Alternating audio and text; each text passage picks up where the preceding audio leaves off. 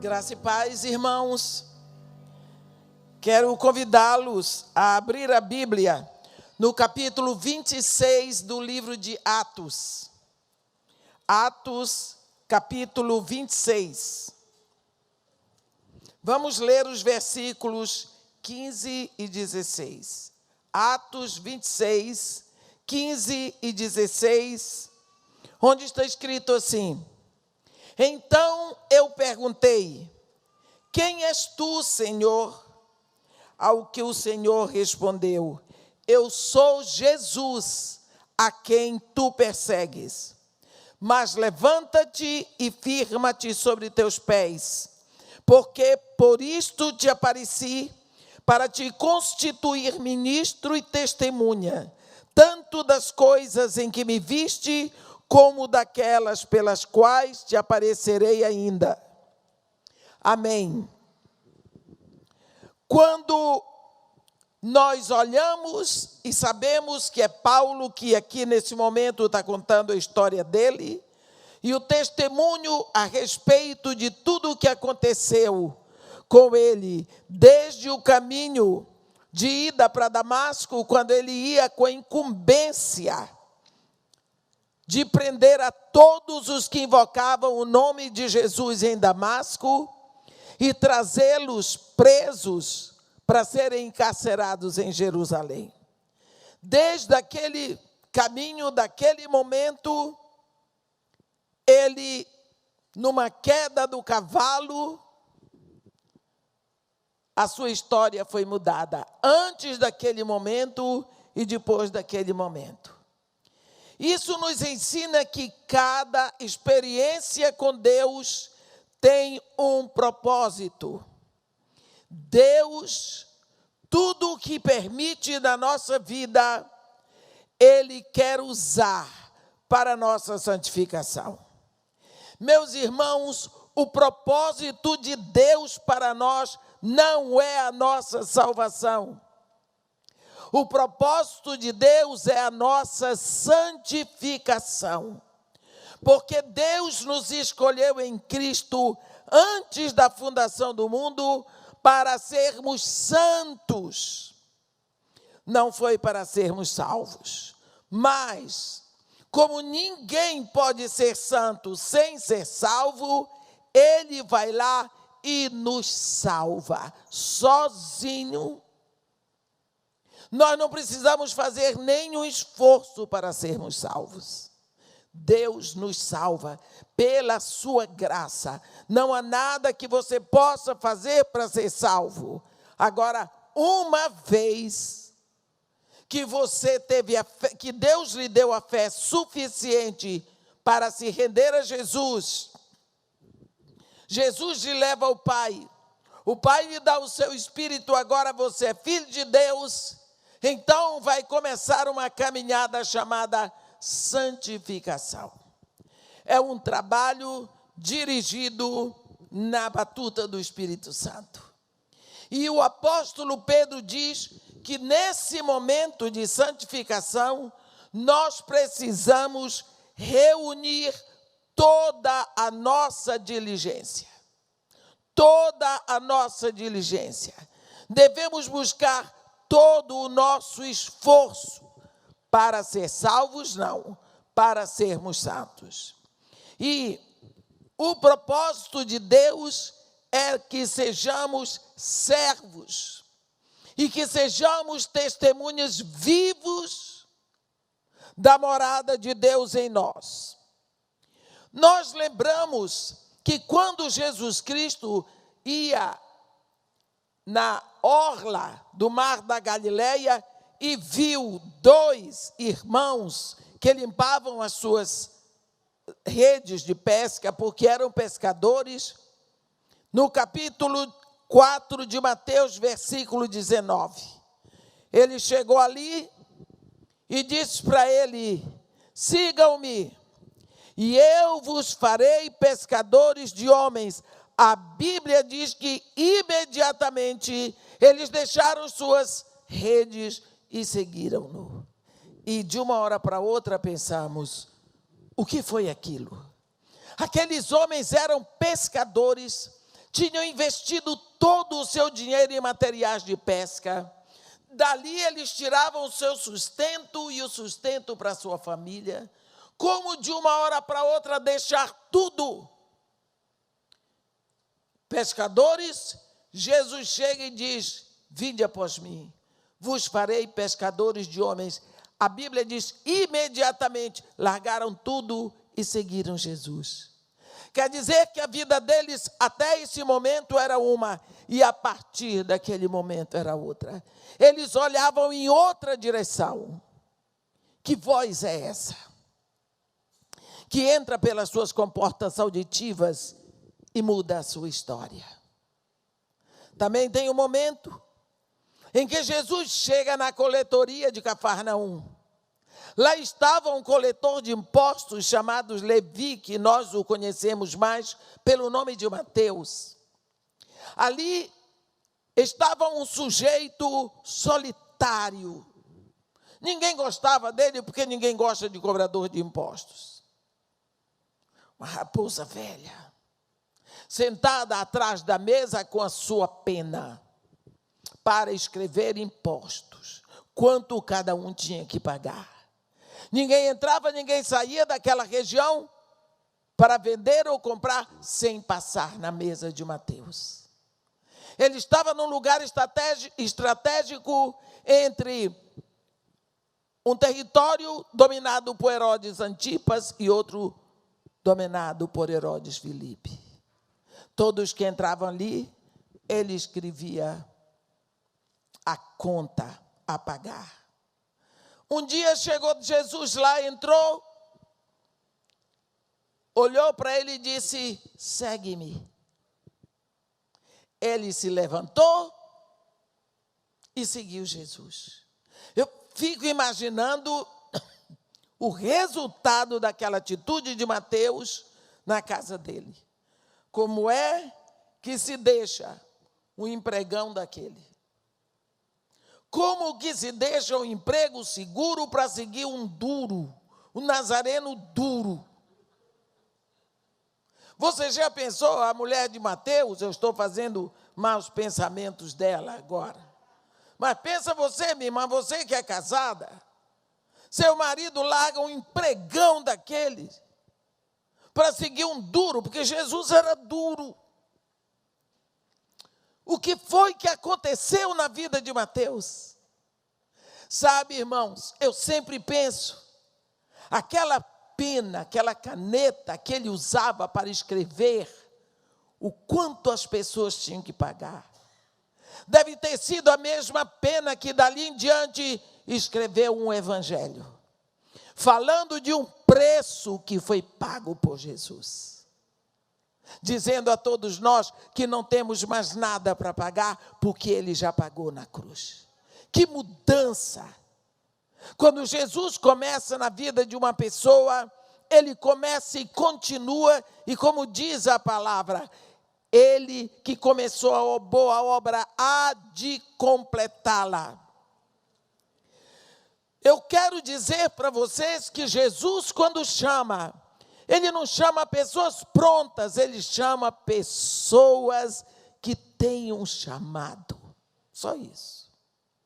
Quando, lá no capítulo 21 de João, o irmão de Simão Pedro foi chamá-lo e disse para ele: ei, achamos o Messias, e o levou para Jesus. Jesus disse: tu és o Simão, o filho de João, mas tu serás chamado Cefas, que quer dizer Pedro.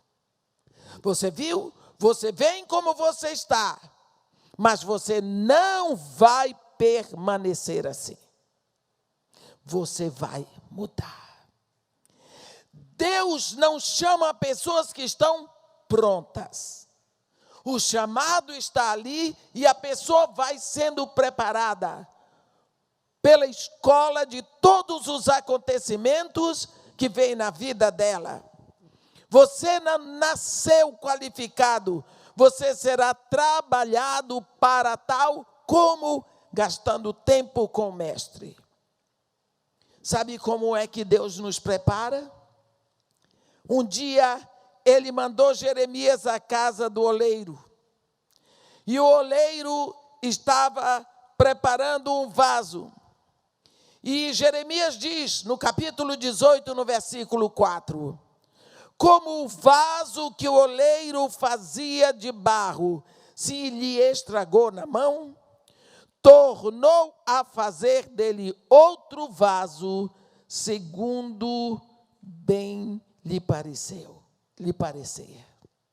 Então, não é o caso do oleiro jogar fora aquele vaso, não, ele amassou tudo de novo e fez um vaso, de acordo com o que ele tinha na sua mente. Nós precisamos lembrar que hoje você pode ser um vaso estragado, sabe? Mas você ainda está nas mãos do oleiro. O oleiro ainda tem propósito no material. Você está nas mãos do Deus que nunca joga fora a sua obra. Mesmo quando todos pensarem que não existe remédio para você, que não existe reparo para você, que não existe jeito, que não tem conserto para você, Ele não desiste. Sua vida pode parecer fora de controle, mas você está em movimento no pedal, na roda do oleiro. É Ele que diz, não poderei eu fazer de vós como fez o oleiro? Que maravilha! Quando nós lemos hoje Atos 26, Atos 26 fala de um homem que surpreende. A história de Paulo de Tarso é surpreendente. Porque quem conheceu Paulo de Tarso, antes de chegar no caminho para Damasco, ele era um homem impetuoso. Ele odiava o caminho, que era a igreja de Jesus Cristo.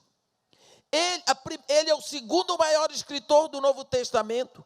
E a primeira vez que o nome de Paulo de Tarso aparece na Escritura, é conectado com um crime de assassinato por apedrejamento. O apedrejamento de Estevão. Ele desenvolveu um ministério de perseguição à igreja, que por causa disso, a Bíblia diz que todos os cristãos deixaram Jerusalém, menos os apóstolos. A Bíblia diz que esse homem entrava pelas casas dos cristãos, arrastando homens e mulheres para os encarcerar. Que horror! Que horror! Todo mundo tinha medo dele. Agora, no caminho para Damasco. Quem és tu, Senhor?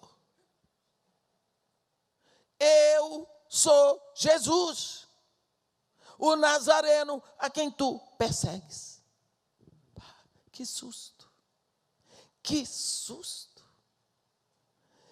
Por que Jesus disse que Paulo o perseguia? Porque ele estava perseguindo os cristãos. E Jesus diz, aquele que fizer ao menor dos meus, é a mim que faz. Então, se ele estava perseguindo a igreja, ele estava perseguindo Jesus.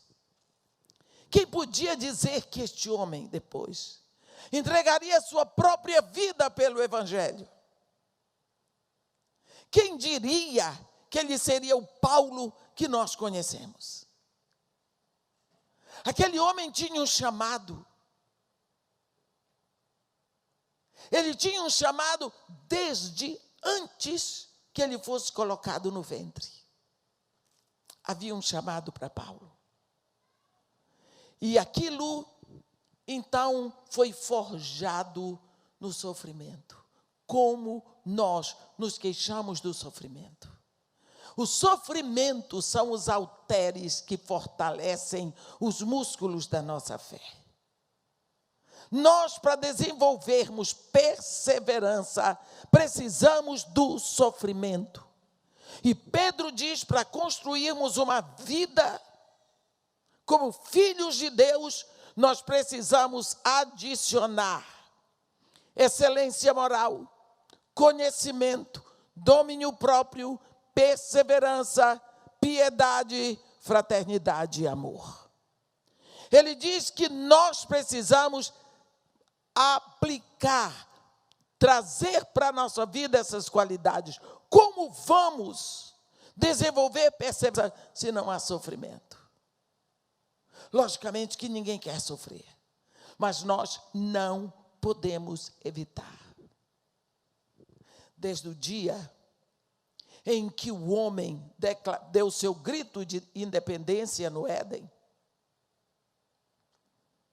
ele fez o que Deus tinha dito para ele não fazer.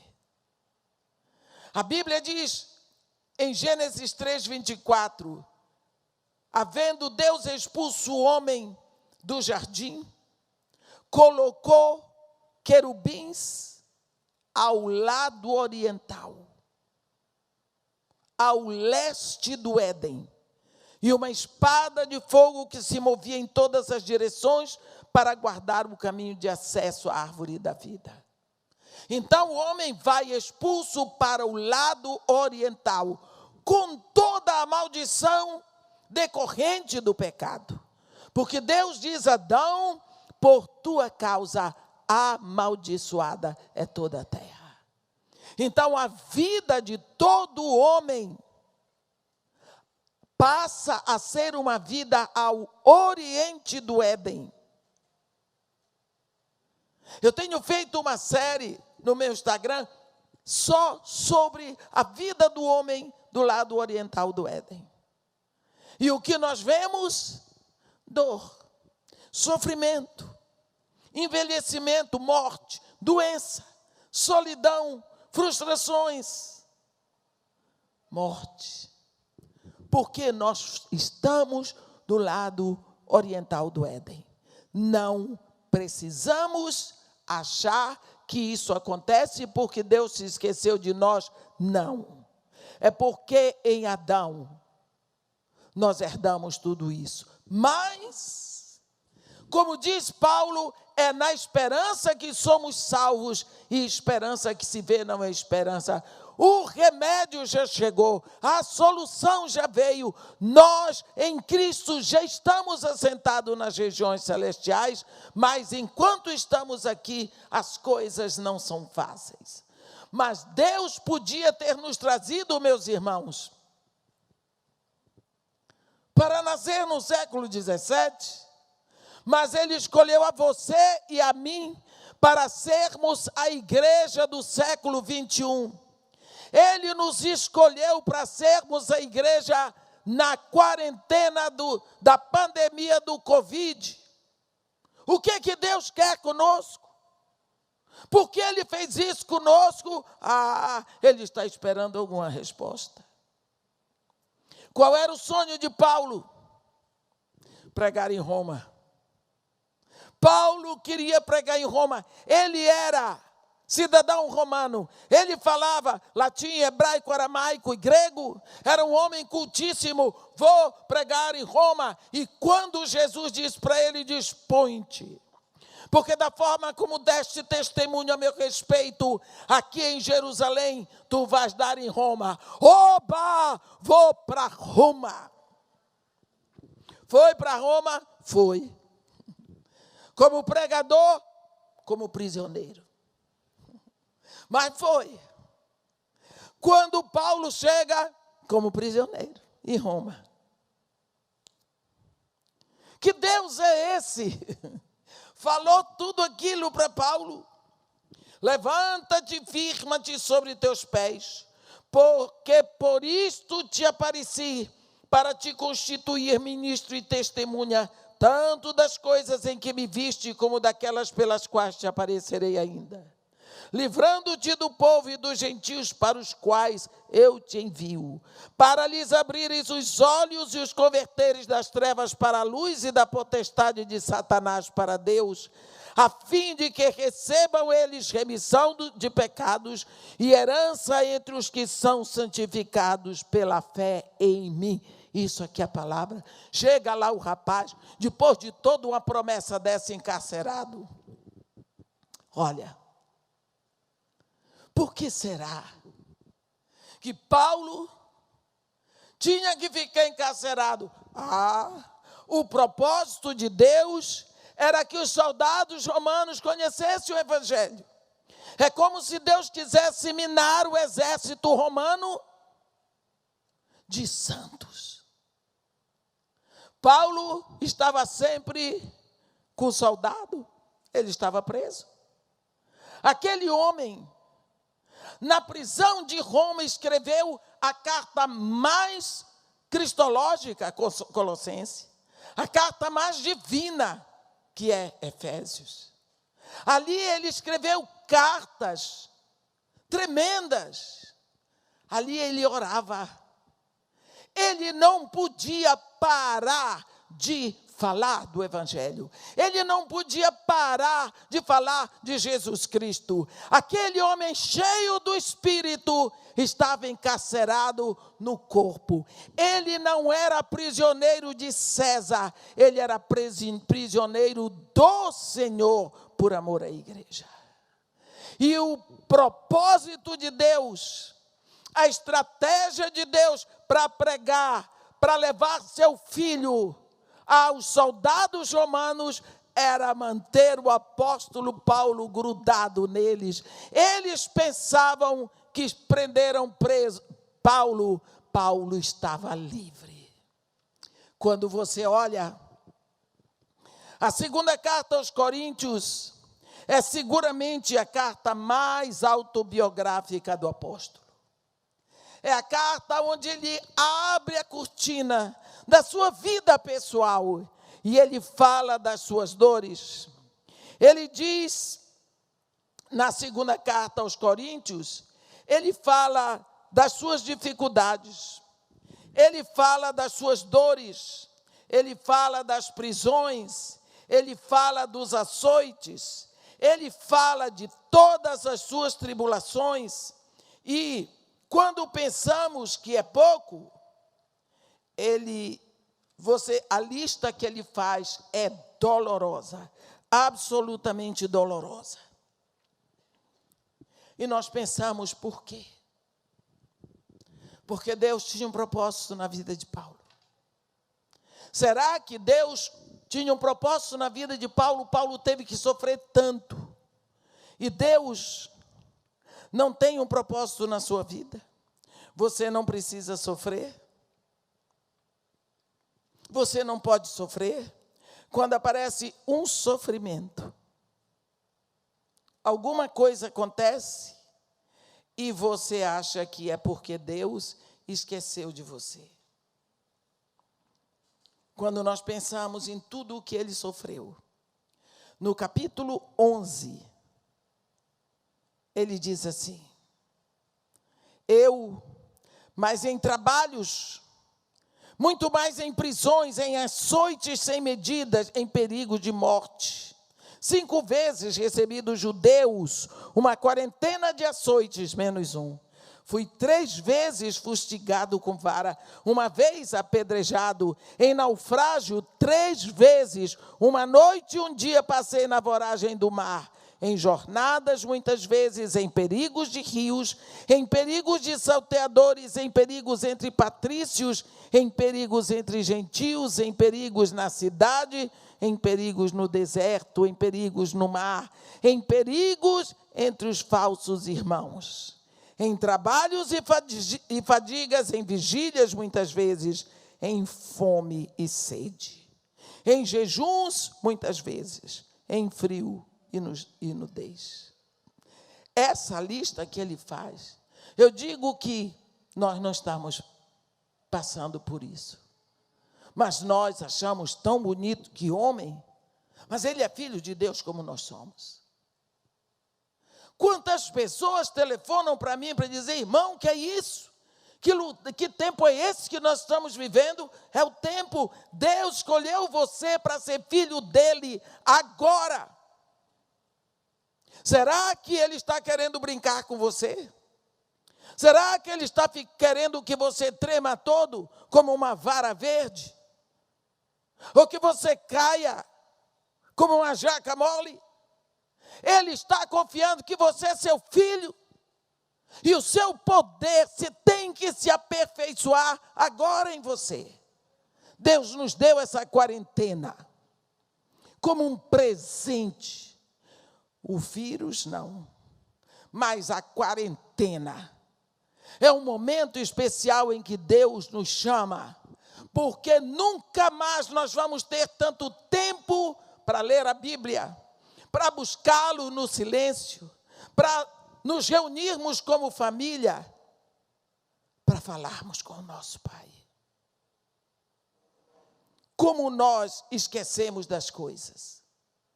Ana, no seu cântico, em 1 Samuel 2, no versículo 8, ela diz que Deus levanta o pobre do pó e desde o monturo levanta o necessitado para o fazer assentar-se entre os príncipes, para fazer herdar o trono de glória. É preciso que você saiba que todas as dificuldades que você tem passado não são para que você entre numa depressão. Não são para que você pense que Deus esqueceu de você. Não são para que você se sinta pior do que os outros. Ou para que venham dúvidas na sua mente. Será que eu sou filho de Deus? Se você um dia na vida abriu a sua boca, creu no seu coração e com a sua boca você confessou Jesus, você é filho de Deus, porque ele diz, se no teu coração creres e com a tua boca confessares Jesus, tu serás salvo. Essa é a sua parte, faça a sua parte, porque ele faz a parte dele. Porém, nós não podemos pensar jamais em fugir do plano que Deus tem para nós. Deus tinha um plano para Paulo, da mesma forma que Deus tem um plano para nós. Quando Deus nos fez, Ele tinha um propósito, e Ele vai cumprir o seu propósito através de dores. É assim que Ele vai provar o seu amor. Deixe que Deus trabalhe como oleiro, fabricando você nas suas mãos. Você vai ver a diferença e todos perceberão. Ninguém poderia dizer que Paulo seria o homem que ele se mostrou. Mas nós vamos ver que de uma vez por todas ele se entregou a Deus.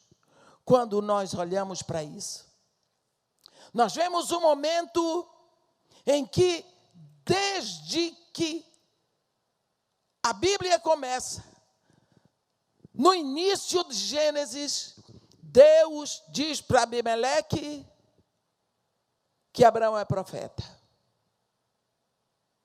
Mas você diz, qual é o livro de profecia de Abraão? Qual é a profecia de Abraão? A profecia de Abraão é a maior profecia que tem na Bíblia.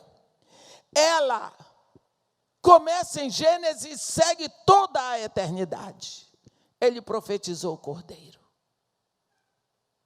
Quando ele subia o monte, na terra de Moriá com seu filho. O filho disse, pai, onde está o Cordeiro para o holocausto? E ele disse, Jeová Jiré, o Senhor proverá para si o Cordeiro. Profetizou. E aconteceu. Mas não apenas isso. Quando você olha para essa profecia, a profecia do Cordeiro, você vê Abraão profetizando e o Cordeiro aparecendo lá no monte de Moriá. Depois você vê o Cordeiro de Deus sendo levantado no Monte Calvário. Dor, sofrimento, necessários. Mas uma coisa é certa, nós nunca podemos dizer que Deus sofreu no Calvário. E acabou. Uma das coisas que nós como cristãos temos autoridade para dizer é que Deus não rejeita o sofrimento dos seus filhos. O cristianismo é a única religião que pode dizer que o sofrimento é benéfico, porque o próprio Deus sofreu e sofre. Mas Deus sofreu lá no Calvário. Tem muito mais para ser dito a esse respeito. Um dia eu estava pregando numa igreja em Durham, na Inglaterra. E depois do culto, eu fui levado a uma sala para tomar um chá.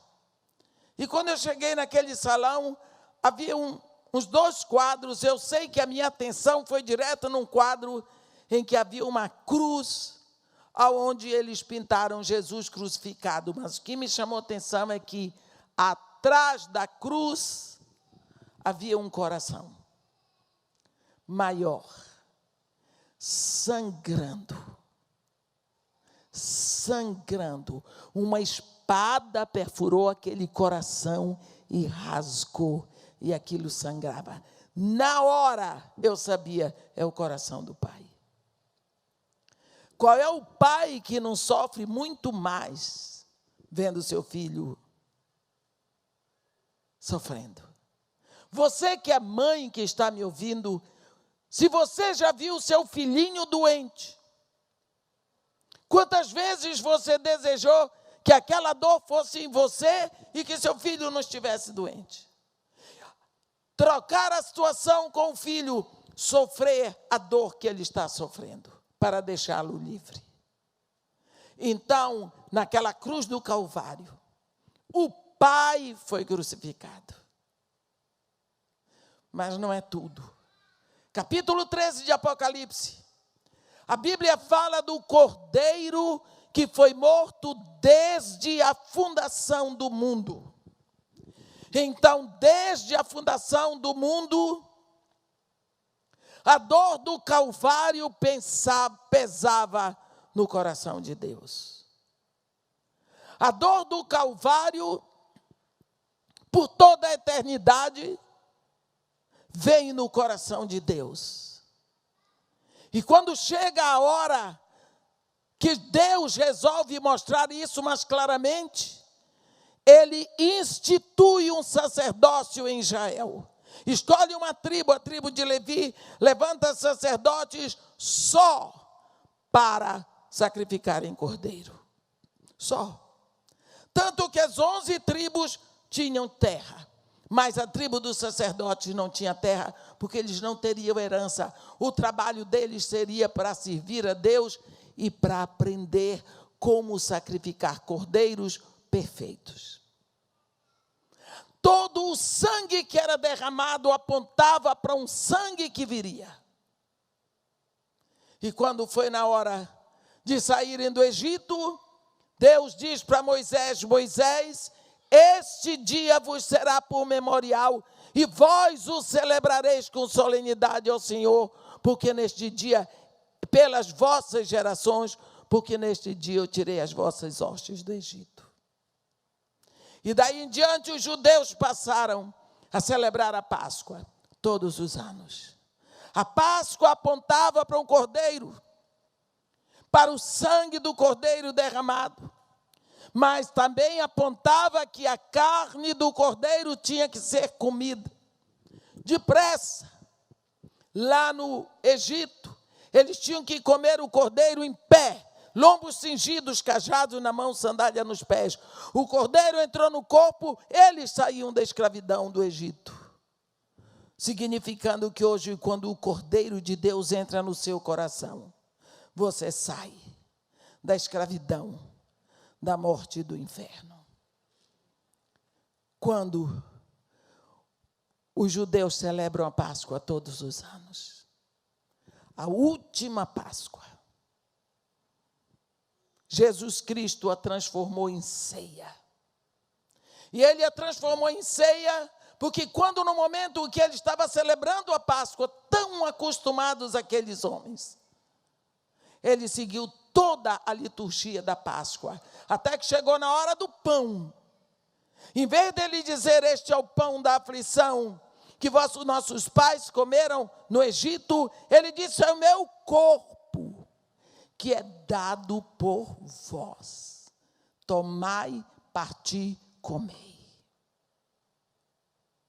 Significa, assim como este pão vai estar dissolvido em vocês, de modo que ninguém possa mais separá-lo de vocês, é assim que eu quero estar, distribuído em vocês. Eu quero estar distribuído na sua corrente sanguínea, ser seu nutriente, de modo que ninguém possa nos separar. Mas quando ele levantou a taça de ação de graça, ele diz: este é a taça, este é o sangue, é a taça da nova aliança no meu sangue. Que nova aliança é essa? Quantas alianças Deus fez com o povo judeu? O povo sempre quebrou. No capítulo 31, Deus fala por boca do profeta Jeremias, dizendo: eis que vem dias, diz o Senhor, em que firmarei nova aliança com a casa de Israel e com a casa de Judá. Não conforme a aliança que eu fiz com seus pais quando os tirei da terra do Egito, porque eles desprezaram a minha aliança, não obstante eu os havê-los prometido. Porque esta é a aliança que farei com eles depois daquele dia. Nas suas mentes imprimirei as minhas leis, também nos seus corações eu as inscreverei. Eu serei seu Deus, eles serão meu povo, e assim por diante. Ele falou de uma nova aliança. Ninguém deu crédito para a profecia de Jeremias. O capítulo 31 de Jeremias foi um capítulo desacreditado, porque disseram: Jeremias, qual é o sangue que sela essa aliança? Não sei. Sem derramamento de sangue não tem aliança. 700 anos antes de Jesus chegar. Agora Jesus na mesa com seus discípulos. Jesus diz: este é o cálice da nova aliança no meu sangue. Como? Sabe aquela aliança que falou que o profeta Jeremias falou?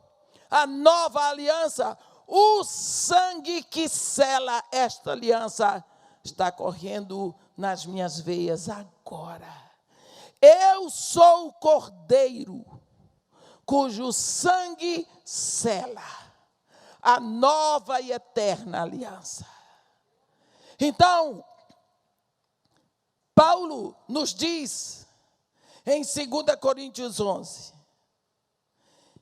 que todas as vezes que tomamos do pão e bebemos do cálice, anunciamos a morte de Jesus, até que ele venha.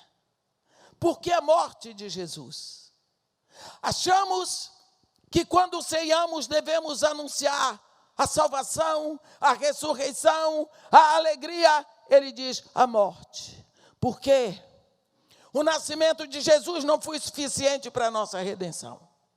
O seu ministério não foi só a sua morte, porque ele tomou a nossa miséria, a nossa morte, a nossa doença, o nosso veneno, a nossa maldição, abraçou e nos tirou do sepulcro onde estávamos mortos pelos nossos pecados e delitos. E ele abraçou tudo isso e morreu. E entregou para o inferno aquilo que o inferno tinha trazido para nós. Toma. E ressuscitou glorioso. E com ele todos nós. Portanto, meus irmãos, hoje tomamos a ceia. Mas nunca esqueça que quando nós tomamos a ceia, nós gritamos mais alto o valor do sofrimento. Gritamos mais alto o valor da dor. Gritamos que vale a pena o sofrimento. Que não foi Deus que criou o sofrimento, mas Deus se incumbiu de valorizar o sacrifício. Amém? Que Deus nos abençoe e nos guarde. Que faça resplandecer o seu rosto sobre nós. E tenha misericórdia de todos nós. Amém.